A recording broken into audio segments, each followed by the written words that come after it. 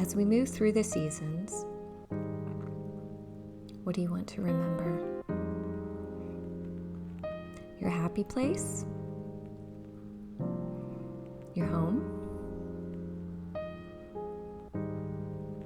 Your people? Special moments of an abundance you've created. Join in every stitch as we document and celebrate the seasonal abundance of life through an embroidery garden journal.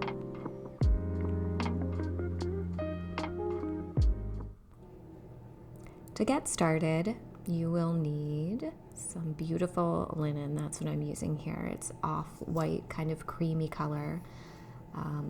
Just love the texture on that. You want something that you can stitch through easily. I will link below the instructions that I use, but they're from HobbyCraft UK. You may want to get yourself an inspirational book. I love this Mystical Stitches book. It's got all kinds of things that you can stitch in there. I'm going to be focusing on the Botanica section, which has lots of inspirational floral motifs, as you can see. And I have a little piece of juniper to get started for January, so you may want to think about what you're going to focus on. To get started, you'll need a big hoop. Mine is about 12 by 12, as you can see here. I have laid it out on my grid mat so that I can line up all of my fabric. And then I'm just going to open up my linen and cut a section that is about 2 inches taller and wider than my hoop. So you can do it however you want. You can give yourself more fabric on the side if you like. I just think that that's plenty. Actually did go a little bit higher above and below because I thought maybe a 14 by 16 piece of fabric would be easier to frame later if I decided to frame my piece.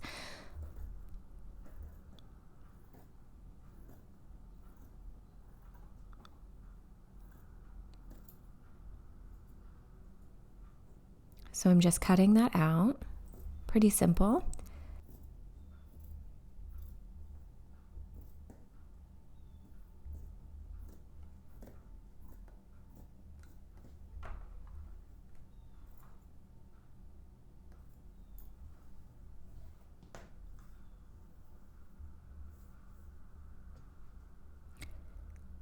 Then I took it over to my iron and ironed out I tried to iron out more of the wrinkles. I won't say I got it all, but we will stretch it through the hoop later, and that will take care of a lot of the other wrinkles that are still left. But you don't want to have it wrinkly. Obviously, that will be hard to stitch on, and things won't lay flat. So that's partially the hoop and partially giving it a good hot press. So now I'm just centering everything and lining it up. This is where I think a grid mat really will help you. You can see I'm adjusting using the 12 by 12 underneath, and I am going to go ahead and measure and make sure it's equidistant or pretty close to equidistant from the top and the bottom. So I have 2 inches on either side of my fabric, and then I have 3 inches on the top and the bottom.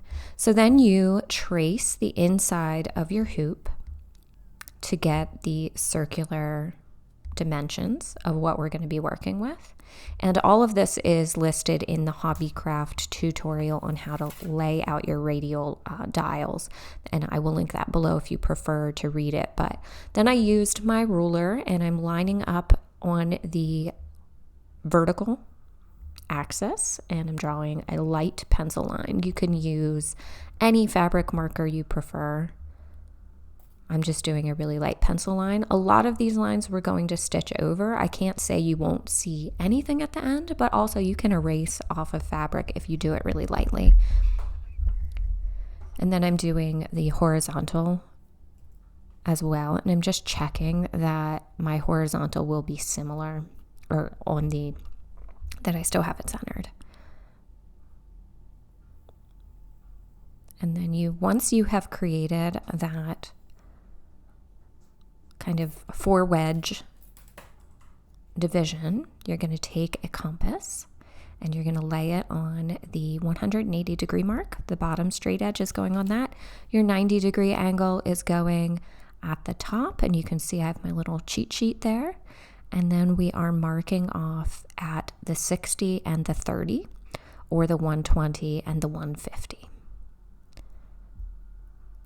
And then we're just going to flip that sucker over and do the other side.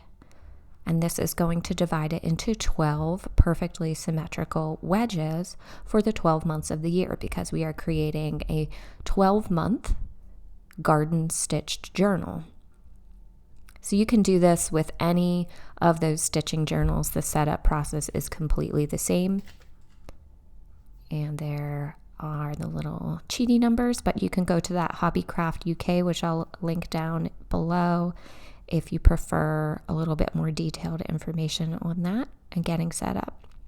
Now I'm using my ruler again, and I'm going to connect those lines to create each of the 12 wedges.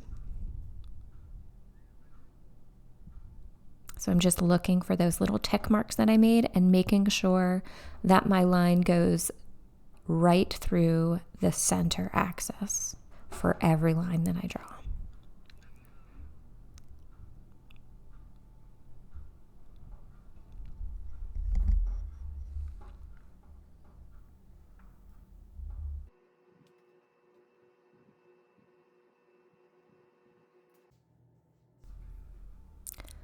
Now we need to create a center title area. So again, this is where I recommend using a grid mat if you have one.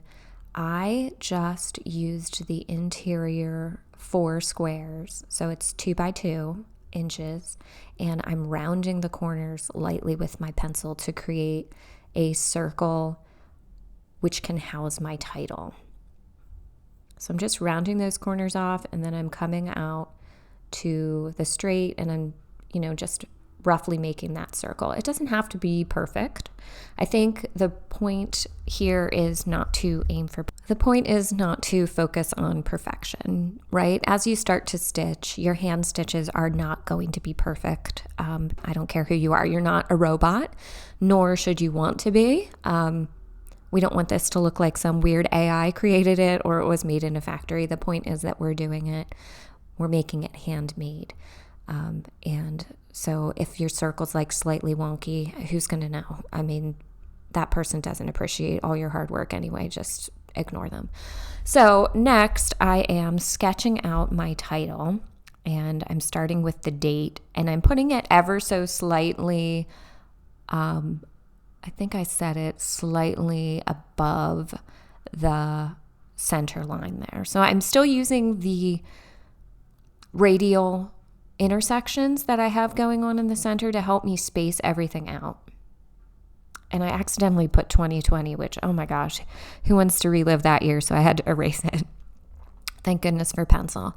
But now I've got it right. So 2024, I forgot which side I was working on. So my 20 is going on the left, and my 24 is going on the right side of that middle vertical line, and I'm having it set slightly above the direct center of it, so that I can have a little bit more space to highlight the word garden on the bottom. I can make those letters a little bit more prominent and larger.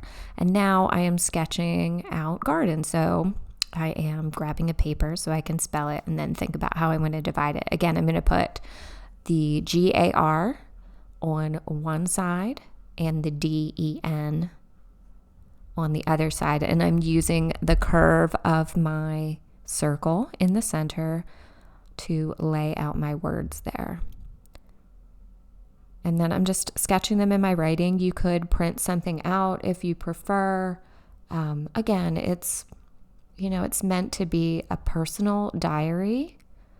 So just roll with your handwriting and whatever you like. So you can see my title is In the Garden 2024. Now we are going to pop it onto our hoop and start stretching so that we get it nice and taut. And you can use your circle interior to make sure that you're getting it really tight up to the edge. You want to make it really, really tight so that as you work your needle and your thread back and forth, you are going to be pushing tension constantly up and down on that fabric. So if it's loose to begin with, it's going to get looser as you work. So stretch. This is the boring part. It takes, a couple minutes to make sure that you get it all stretched. You want to pull every little pucker out that you can and keep tightening the screw in the top of your embroidery hoop until you get it really, really, really tight. You just have to keep fussing.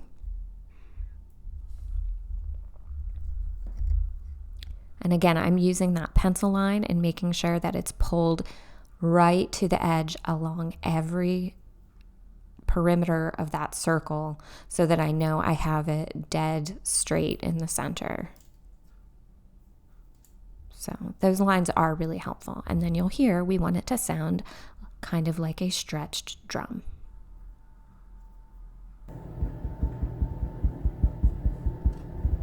And there is where I'm using all of those lines to make sure I have everything completely straight and then straight up and down. Next is the fun part. Get out all your embroidery floss. If you don't have a hoard of it or a little stitching book full of things, embroidery floss is not expensive. You can go treat yourself at any of the box stores or art stores, stitching stores. If you have a local one, support it. Get yourself a big old tangly mess here and root through and find the outline colors that you want to use. I end up going with very natural colors to get started. I have many little stashes to look through. I could stand to be better organized, but I'm finding some very neutral greens and browns to set up the function because I figure I want my background to be as neutral as possible. Also, if you're not sure where to get started, the Mystical Stitches book has a wonderful section on materials and setting up your personal color palette and all of that stuff that I would encourage you to look through if you're really first time into this. But you can see my selection. I don't have that many of any one thing. I have lots of little things. So I'm just pulling stuff out. It's going to be scrappy. That's the way I prefer to work. Anyway, so that suits me, and I have a couple of different choices for stitching out my center. You'll want a little wax block if you can get your hands on one. It really helps with threading, and of course you need an embroidery needle. I'm separating my floss into 3 strands, so I'm splitting the 6 strands in half just because I don't want it to be really chunky. I just need it to be an outline. So you just go ahead and find 3, and you find 3 on the other side, and you pick it apart. And then to thread your needle, hold it down with your one thumb and draw it through a few times. That sticks all of those multiple threads together and makes it a little stiffer, which is much, much easier to thread through your needle. And just pull it through, pull it down, and make a really simple knot. It doesn't have to be anything special. If you have a tricky way you like to do it, go for it. I just wrap it around a finger and tuck it through the hole and pull it. You just need it big enough so it doesn't come out the back of what you're going to be stitching. That's all. Simple. Now we're going to get started. You always going to come up from the back. You can really start anywhere that you want, but I am outlining my title so that it stands out in the center, and I am going to use a chain stitch. I like to pull on my thread, not on my needle. That way I ensure that I'm not going to have to rethread my needle any more times than I absolutely have to. To do a chain stitch, again, if you want more detailed descriptions, you can go and look it up. This is not really like a stitching tutorial so much as it is an explanation of how to do a project like this. But a chain stitch is basically where you come up and come down. Then the next time that you do your next stitch, you bring your thread and needle up halfway through that stitch you just did.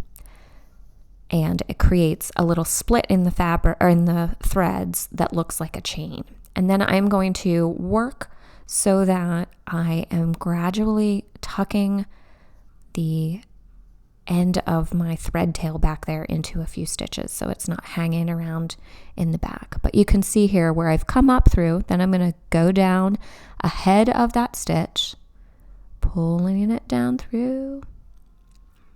And then the next time I bring my needle up, I'm trying to find about the center of the last stitch I did and splitting those threads so that it looks like a chain. And this is a really nice thick outline. And you can see here that I'm going to try to catch my tail a little bit underneath of that loop so that it's not wobbling about back there. And then you just keep going around, building those lovely stitches, one little thread at a time until you get your whole circle completed. I'm using the same chain stitch here to do my in the, because I decided to write that in cursive, and I think the chain stitch allows you to go around like curves a lot easier. That's why I use it. So it looks a lot less broken and a lot more continuous because you're able to split the difference of the angle because you're coming up halfway through a stitch, if that makes sense. And then I'm just basically using my thread to write over top of what I wrote in pencil. It's very simple. Just follow your lines. You might not get it lined up exactly, but no one's going to notice that. And then to do my garden, which I wrote in capital letters so that it stood out a little bit, I made it a little bit bigger. I am using a back stitch. So that's where you come up ahead of where you wanted to be and you go down backwards. And that creates a nice continuous looking line that you can see here. So rather than a running stitch where you would have a little gap, you're closing that gap by working backwards to the last place you came up. So you come up ahead of where you want to go, and then you go back down. And I think that works nicely for, like I said, these large capital letters because there aren't too many curves there. If I had done this in a large script type font, I would go back to the chain stitch or something similar. And I did use multiple colors. I used a little bit lighter of a green for the in the. I used a nice sort of mossy lichen tone for garden. And now I'm going back with my 2024, which I want to be the most prominent part of my title. And I used a really nice dark green. And also the letters or the numbers there are larger scale than everything else. So you can do your title however you want. You can title it whatever you want. This is your journal, your piece. Whatever you write is whatever you're going to have. You could write your name. I should have probably put my initials somewhere. Maybe I'll go back and sneak those in on one of those little wedges toward the bottom. But you could do whatever you want. If your name is Kathleen, you could do Kathleen's Garden 2024. And then to switch and work my way back up to getting to the top of the 2, I just run my thread a few times underneath of the stitches I created before, again, just to keep the back tidy so you don't have a bunch of threads going everywhere.